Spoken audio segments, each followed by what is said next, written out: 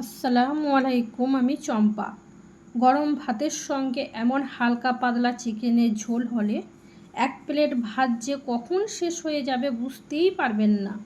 আজ বানিয়ে নিচ্ছি একদম ঘরোয়া স্টাইলে হালকা পাতলা আলু দিয়ে চিকেনের ঝোল। চলুন তাহলে শুরু করা যাক আজকের রেসিপি।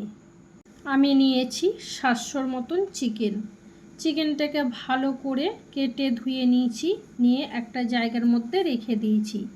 এবার আমি চিকেনটাকে ম্যারিনেট করে নেব।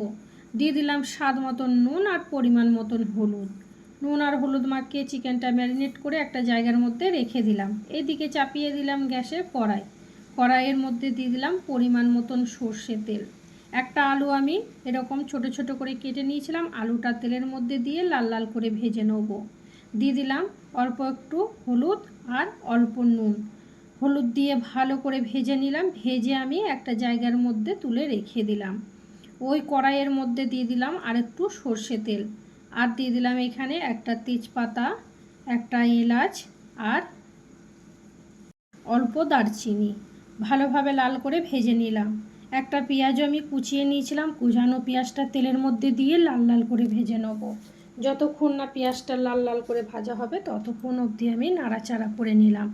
আর দিয়ে দিলাম এখানে 1 চামচ নুন আর 2 চামচ আদা রসুন বাটা। যতক্ষণ না আদা রসুন বাটার গন্ধ গেল ততক্ষণ অবধি আমি কষিয়ে নিয়েছি। আর দিয়ে দিলাম এখানে পরিমাণ মতন হলুদ আর লঙ্কা গুঁড়ো, জিরে গুঁড়ো, ধনে গুঁড়ো, সব রকম মশলাটা ভালোভাবে আমি কষিয়ে নিচ্ছি। যতক্ষণ না মশলার গন্ধ গেল ততক্ষণ অবধি আমি কষিয়ে নিলাম। যাতে না মশলাটা ধরে যায় তার জন্য অল্প একটু পানি দিয়ে দিলাম। পানিটা দিয়ে আমি এখানে কিছুক্ষণ নাড়াচাড়া করে নেব। যতক্ষণ না তেল উঠবে ততক্ষণ অবধি আমি এখানে নাড়াচাড়া করে নিলাম। নিয়ে দিয়ে দিলাম এখানে ম্যারিনেট করা চিকেনটা মশলার সাথে দিয়ে ভালোভাবে কষিয়ে নেব।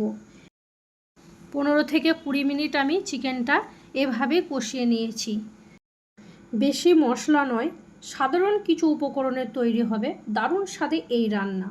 চিকেনটা ভালো করে কষিয়ে নিয়ে এবার আলুগুলো দিয়ে দিচ্ছি। আলু আর চিকেন একসঙ্গে ভালোভাবে মিশিয়ে একটু কষিয়ে নেব।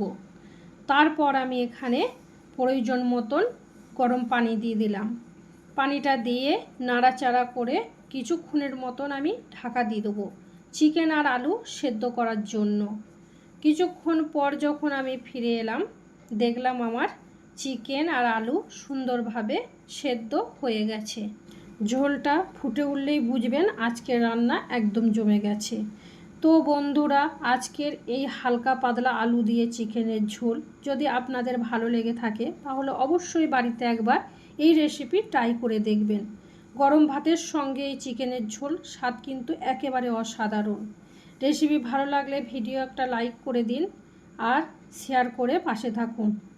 আরও নতুন নতুন রেসিপি পেতে চ্যানেলটা সাবস্ক্রাইব করে পাশে থাকুন। আবারও দেখা হবে নতুন কোনো ঘরোয়া রেসিপি নিয়ে। ততদিন পর্যন্ত সবাই ভালো থাকুন, সুস্থ থাকুন। চম্পা কিচেনের পক্ষ থেকে সবাইকে অনেক ভালোবাসা ও শুভেচ্ছা রইল। আল্লাহ হাফেজ।